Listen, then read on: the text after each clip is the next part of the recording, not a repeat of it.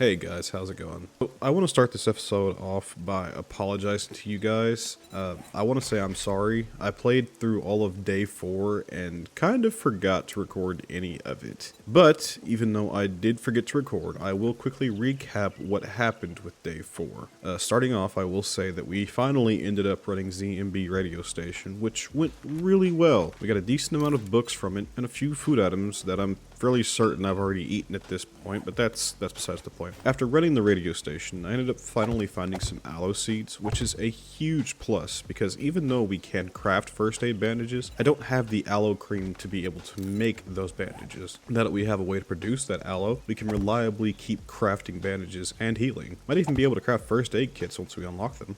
I eventually made my way back home after running the radio station and dropped off all of the stuff I'd found, and I don't know if it was bothering y'all, but my organization was absolutely killing me in these boxes. I've normally got everything sorted out into different crates and categorized by what kind of resources they are, but these first few days have been so hectic I just haven't had much of a thought about actually organizing it. So I finally made it a point to organize my storage crates, and this has made me feel so much better about this playthrough already. Once I had gotten everything organized, I decided it was time to go run more POIs. We've looted almost all of the surrounding tier 1s and tier 2s in this area, but we can keep searching what little there is left before we have to start working our way into the tier 3s and higher. I don't think there's anything higher than a tier 3 in this particular area, but we'll keep an eye out.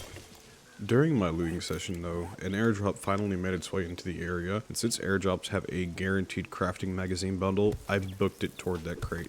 And man, I gotta say, it was a heaven sent. I can't remember if it was the supply drop that did it, but by the end of day 4, we were able to craft ourselves tier 1 armor sets and a tier 5 baton.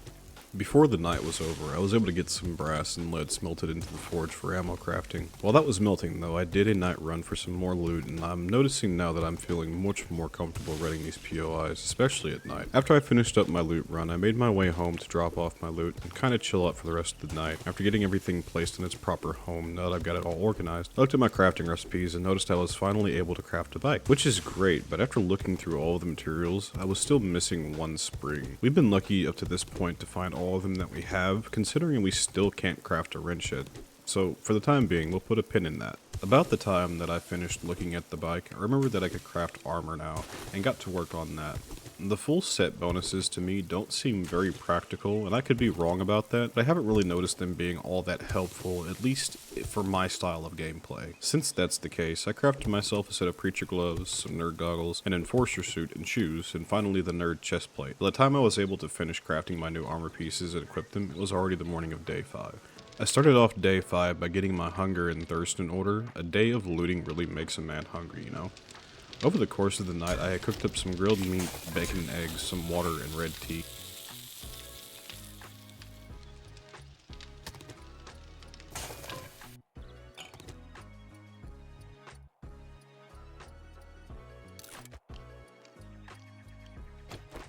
And once I'd gotten myself fed and watered, I started getting an idea for my horde base. I said in previous episode that I wasn't sure if I wanted to build a base for horde night, or if I wanted to use an existing POI to fight off the horde. As fun as it would be to use an existing building, I don't think any of them in this area are worth using, so I'm settling on building a base. As much of a pain and as boring as it may be. That being said, I knew I could craft a claw hammer, so I started getting one crafting. Having a hammer is severely going to increase the speed at which I can get this base up and running. Shortly after that, I made my way outside and started getting the outline for the base setup, and it's pretty simple in design. The problem that I was going to have was all the digging it would take to get this base functional. The idea behind this setup is that the zombies would run up a set of stairs and onto a corridor style platform, where they would then funnel onto a narrow beam which is connected to a box that I'm sitting in all safe and cozy. The beam is the main reason for this style of base. It's a very melee oriented style and is really effective when it comes to dealing with the zombies. The idea is that since I'm relying on melee with a really crappy weapon, I don't want to become overwhelmed with an insane amount of zombies all at once, so the beam is there to keep them from doing that. Since it's such a narrow path, they'll either make it to me and start beating on the box, or they'll fall off trying. It doesn't cost a lot of materials to build and is super effective for the first horde night, at least, and could probably even survive the day 14 horde, and maybe even 21 if you're ballsy enough to try it, provided you upgrade the blocks of course. After getting the basic shape for the base setup, I went back home to get the hammer actually crafting, some cobblestone, and finally a pipe pistol. We talked about it on day 3, but I just hadn't done it since I didn't have any ammo for it. It didn't seem like I needed it at the moment. Shortly after getting this all crafting, I guess the screamers had had enough of my shenanigans, because 3 of them showed up, and 2 of the 3 got a scream off before I could put them down. The horde wasn't hard to deal with, and I'm appreciative of the extra experience, but I'd be lying if I said that the screamers don't make my blood pressure rise.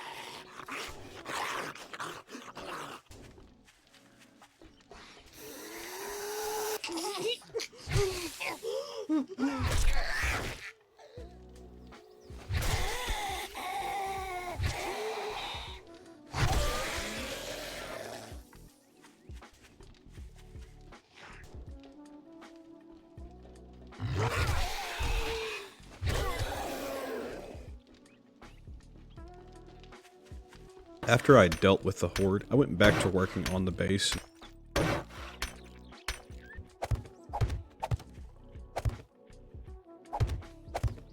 With that came the start of a long and drawn out digging process. After a while, I finally got a level up and another skill point, and I immediately threw that sucker into Miner 69er.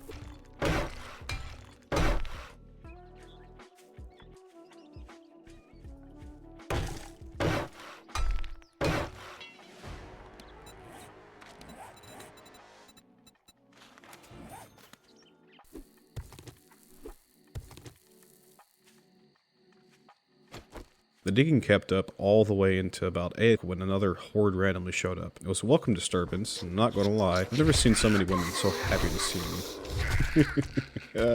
Kill me.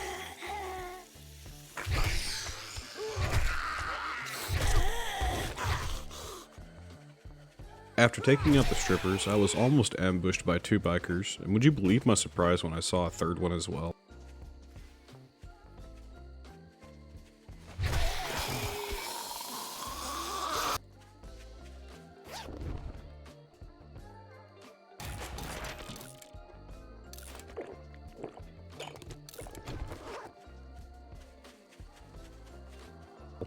What if I told you I was even more shocked to find the screamer behind it? Brother, I nearly had a heart attack when I saw that. Not to mention, it's almost nighttime. If these screamers are able to call more zombies and screamers in, homie, I'm cooked. This is giving me Darkness Falls flashbacks. Once I'd finished with the horde, I went back to working on the base, and as it turned nighttime, I just went back inside my trailer. I have music turned off in-game, and it just makes it so eerie not having it on at night. But as night fell, I planted some aloe seeds and called it for the night. That's where we ended day 5.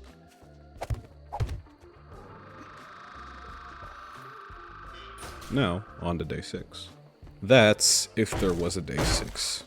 So, yeah, I have to apologize again. I went through nearly all of day 6 without recording any of it, and what I did record was the boring part, which is the digging that you see at the beginning of this video. I always wondered how big time YouTubers flub up and forget to record stuff since they do this for a living, and now that I've done it twice in a single day, I can see it's not hard to do, so I apologize. I probably should have said something at the beginning of the playthrough, but I just didn't, so I'm saying it now. I played on this map before and know where a few of the traders are, including a second wrecked only a couple kilometers from my current base. So with that being said, I made my way there through the morning of day 6. After making it to Rex, I looted his compound for any books I could get from him, and talked to him to look at his inventory. I think there is a quest completion for talking to any new trader that you come across now, so I was able to get a couple Forge Ahead books just for speaking to him. Shortly after that, I left his compound and decided to make my way towards some other POIs in this area I knew had books. I was able to find a cement mixer down the road from Rex, and a short walk from there was a book barn that I raided for some more books. I even made my way through a couple other Tier 0 buildings and looted a few items, but nothing of note aside from some skill magazines and a couple mailboxes with books. I spent all the way up until noon in this quote-unquote new area, just looting and reading, and eventually made my way home finally. As I made it home, I dropped everything off and went back to building the base, which is the footage you're watching now.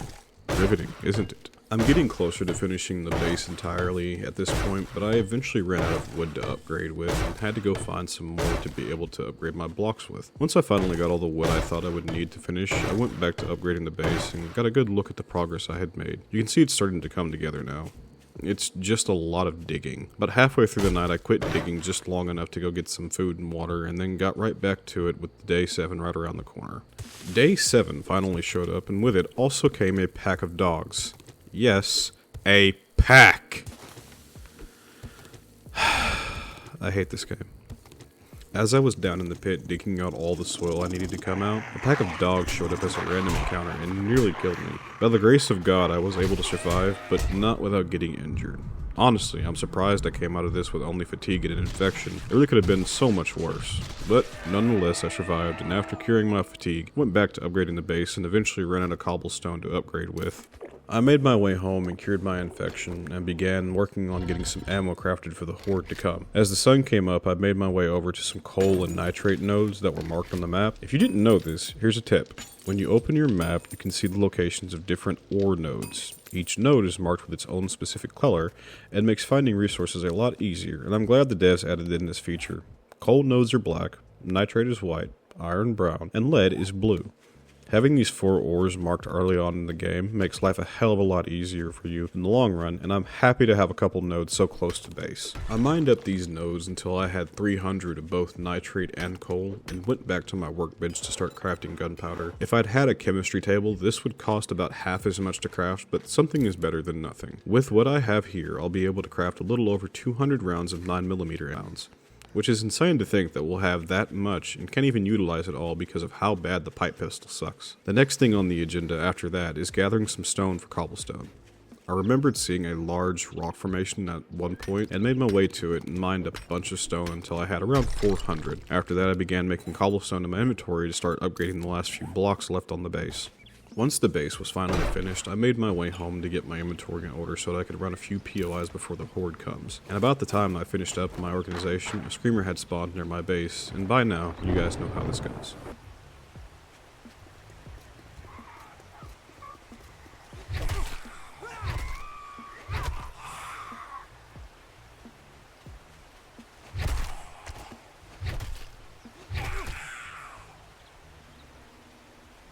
After dealing with the screamers, I went back inside and started crafting all of the 9mm I could make use of with how much gunpowder I had crafted. After gathering some of the ammo, I made my way into town and actually ran Shade Tree Auto finally. I would have at least thought I'd find a single vehicle magazine, but the most useful thing I found was a mining.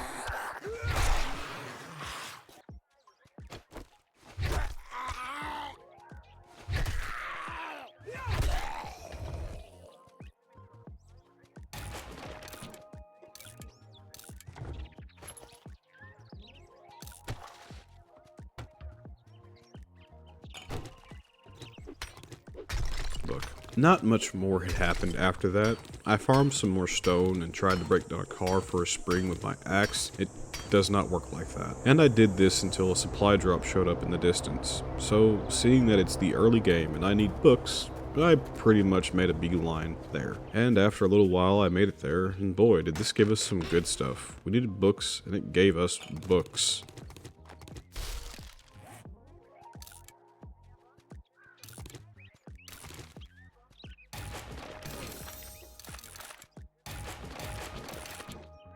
After I grabbed the supply drop, I ended up running the POI it dropped right next to, and to be honest, the most notable thing here was the crawlers I fought as soon as I walked in here. Like I said, it's on site. About the time that I was able to finish up with this POI, it was about 2:30, and I needed to start heading home to prepare for the horde. Before I made my way home though, I ended up coming across the Purser residence and decided to try and run this one again now that the biker was dead and I could properly defend myself. I was able to find one vehicle book inside this bus, but everything else inside this POI was a bust.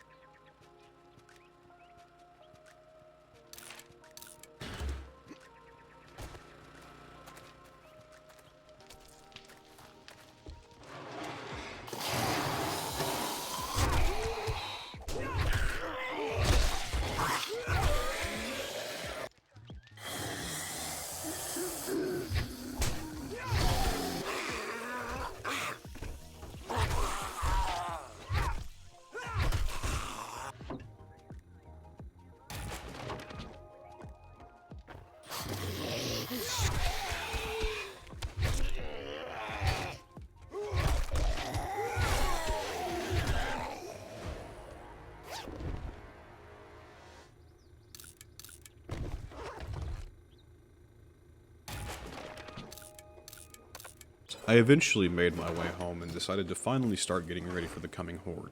I dropped off my loot and grabbed any extra crafted ammo and made my way to the horde base. I realized that it's still pretty early and the horde isn't showing up for a minute, but I've started to make it a point and to be in the base before horde night starts so that I'm not scrambling to get inside before I'm dead. That being said, I took the time to look at some of my skill points I had saved up and decided to use them, placing one point into pain tolerance and the other into salvage operations. But with that, the horde is right around the corner, and so let's get ready. Since this is a extremely melee focused base, I made sure I brought coffee with me to keep my stamina up.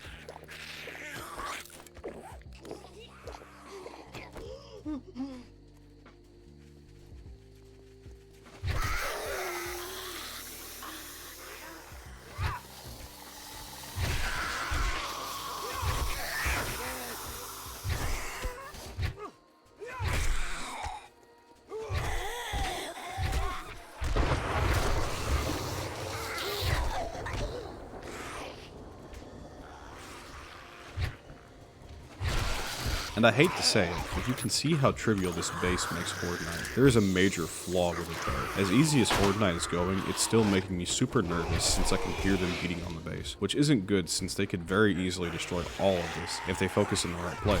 I knew going into this that this was a terrible way to build this base, but I wanted to make sure they didn't have an easily accessible way to get to me, and if they wanted one, they would have to work for me. And boy, did they.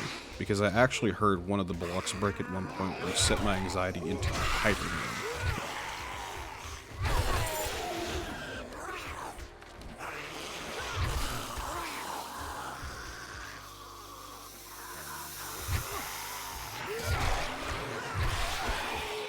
Of course, though, my fears got the best of me and gave me the bright idea to leave the base and start kiting them around to lure them away from it, which, oddly enough, worked like a charm. And it kind of led on like that for the rest of the night.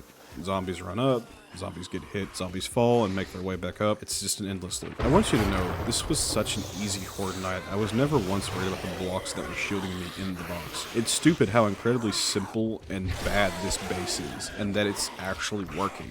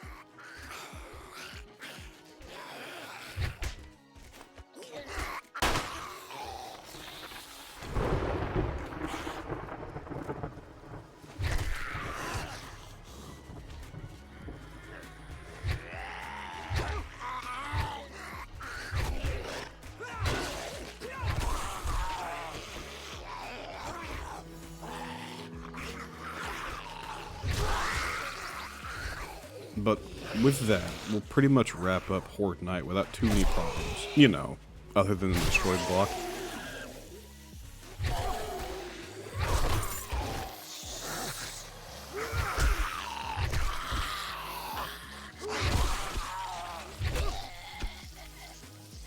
here's the loot. The first bag we opened had 2 salvage books, and we only needed 1 to craft a wrench. Day 8 is going to be a good.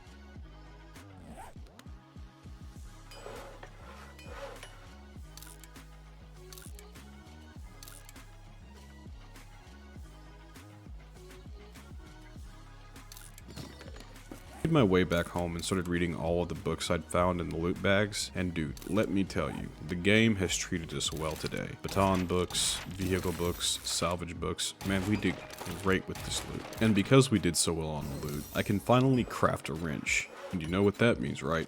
That's springs, baby. As soon as the wrench was done crafting, I ran out and got some springs from a destroyed car nearby and immediately started crafting a bike. This is going to be such a huge development. And with having the bike crafted and placed, we can start going out further and discovering new areas. And with that development, I've already got an idea where I want to head.